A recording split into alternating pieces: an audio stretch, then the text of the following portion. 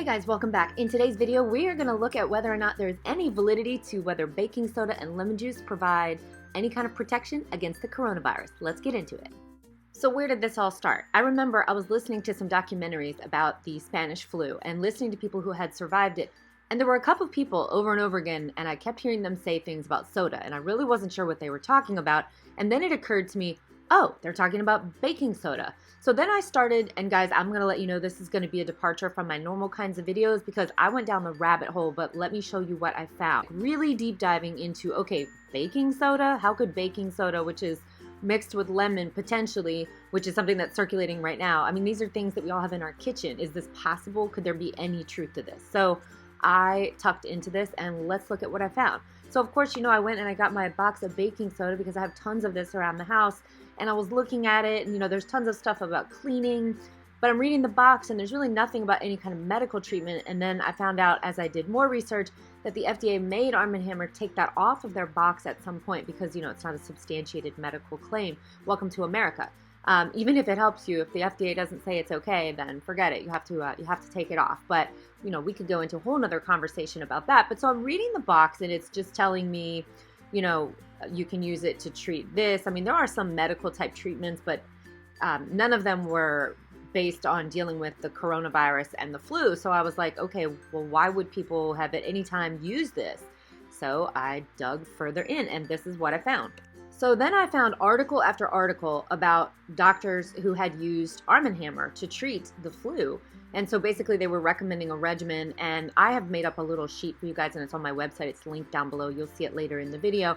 But basically it was, you know, you take a half a teaspoon 6 times a day on the first day, half a teaspoon 4 times a day on the second day, and then kind of progresses like that. But it was pretty widespread. There was a lot of coverage about this back in 1918. And so I thought, well, baking soda? I mean, who's using baking soda? And then I looked up. Performance athletes use baking soda to improve performance and boost endurance and recovery. So that's one group of people who they use it all the time.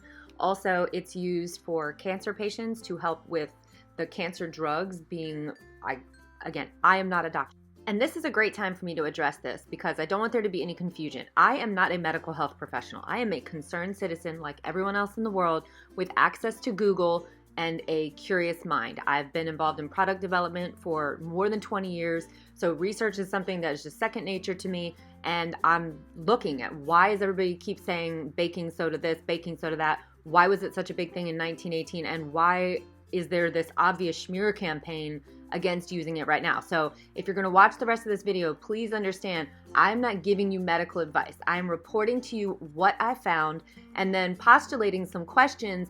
I hope you guys share this with any doctors that you know or anybody that you think can answer some of the questions that I'm going to ask here in a minute because there are some interesting coincidences. All right, so at this point I'm relatively sold on that baking soda is effective for certain things, but I'm thinking why with respect to the virus?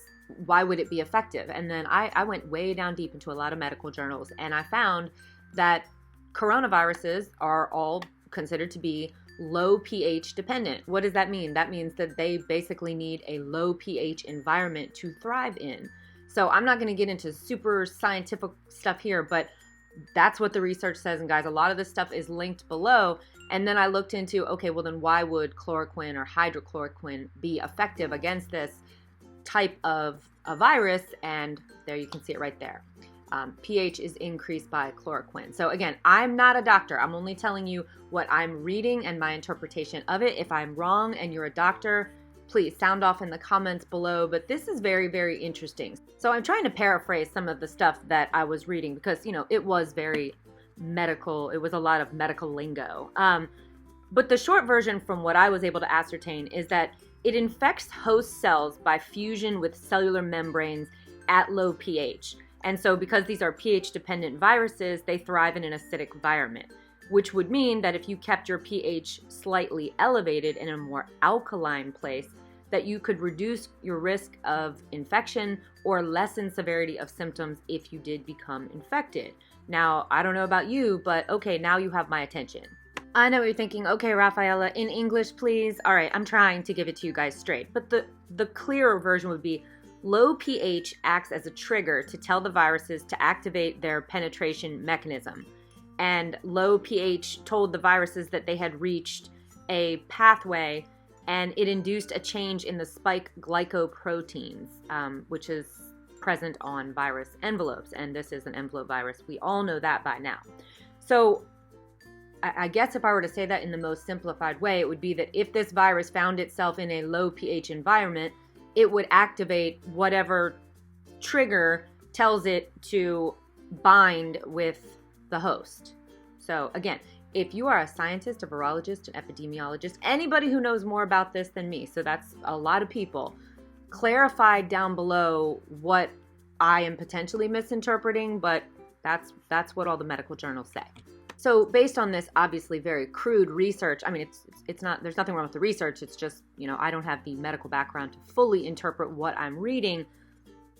But if my assumption is correct, then if you were able to interrupt that process and make sure that you had a more alkaline environment so that you were not in a low acid environment, the virus would never activate and as a result would not bind to the host cell. So that is what kept me going down this rabbit hole.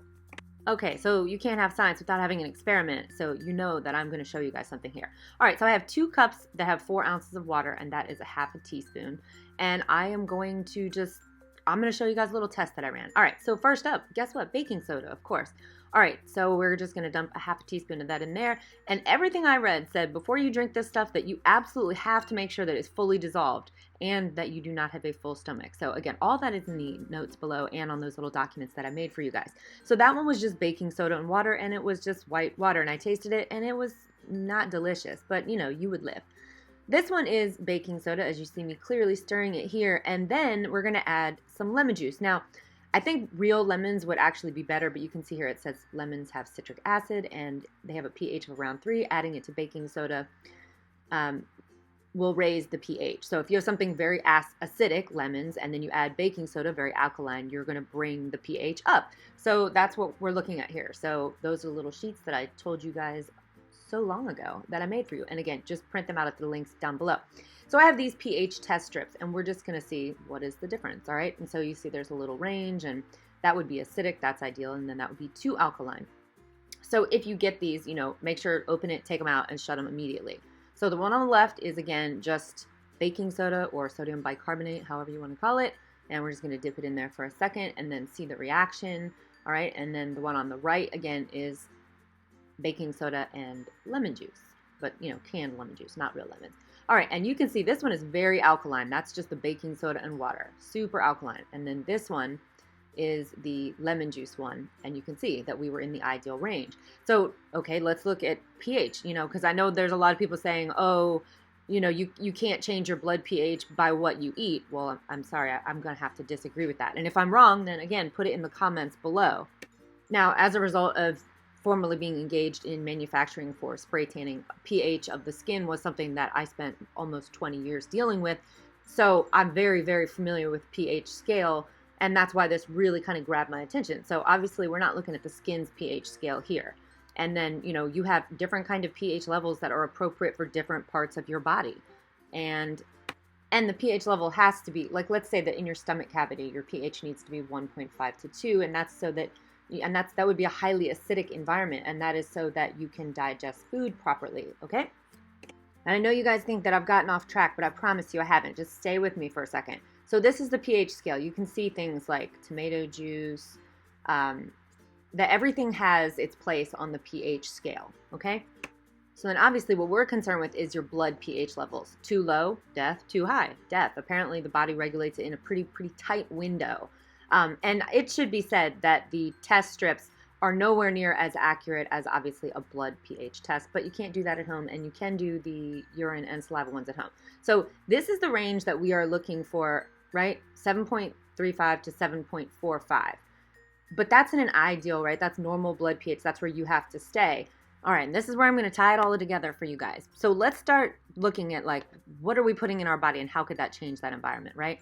Tomatoes, coffee, alcohol, vinegar, all super acidic.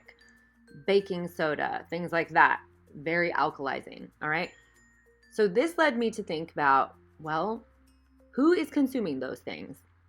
All right, so what actions affect blood pH? The lower the pH, the more acidic the blood. I think that's pretty clear, right, at this point.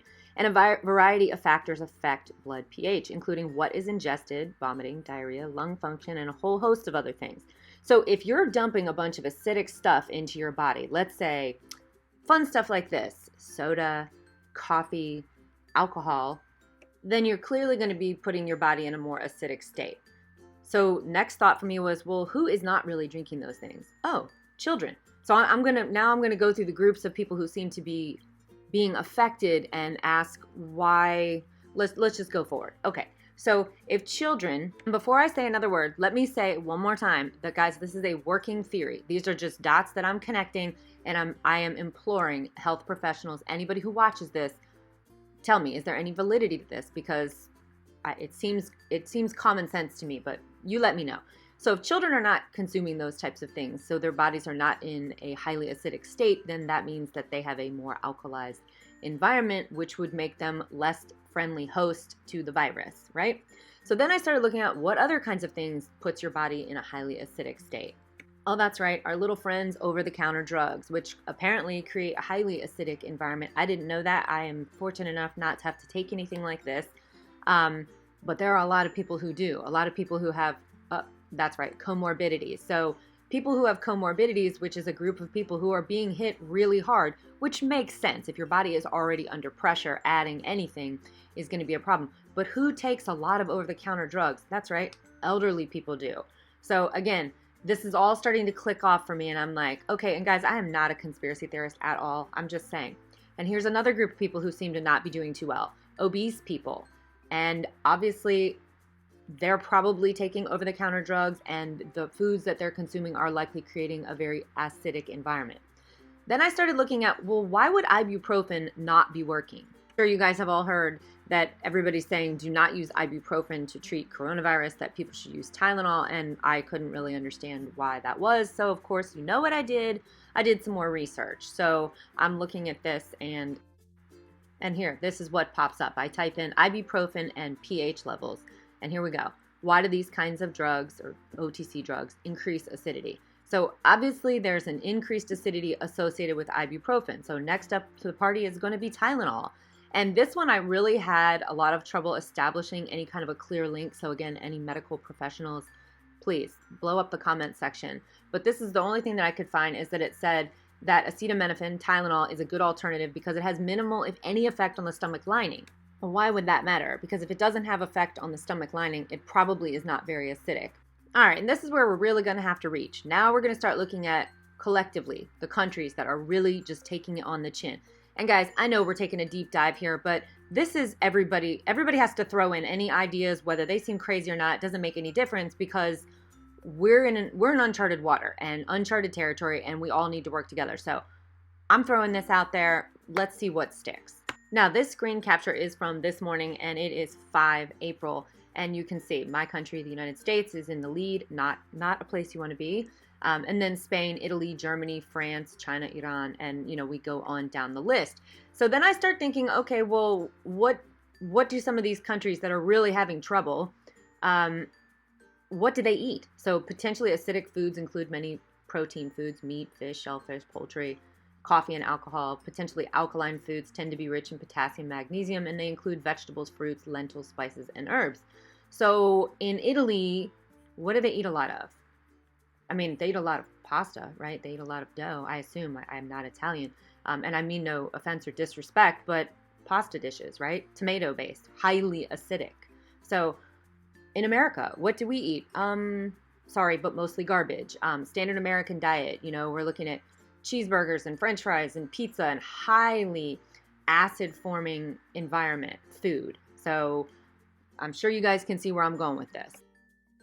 So what's the takeaway here, guys? The takeaway is that if this is truly a low pH dependent virus, then you want to put your body in a place where you do not have low pH, because that makes you an unattractive host for this virus. Now, again, it's just a theory. Please let me know in the comments below. Share, so we can get it in front of medical professionals.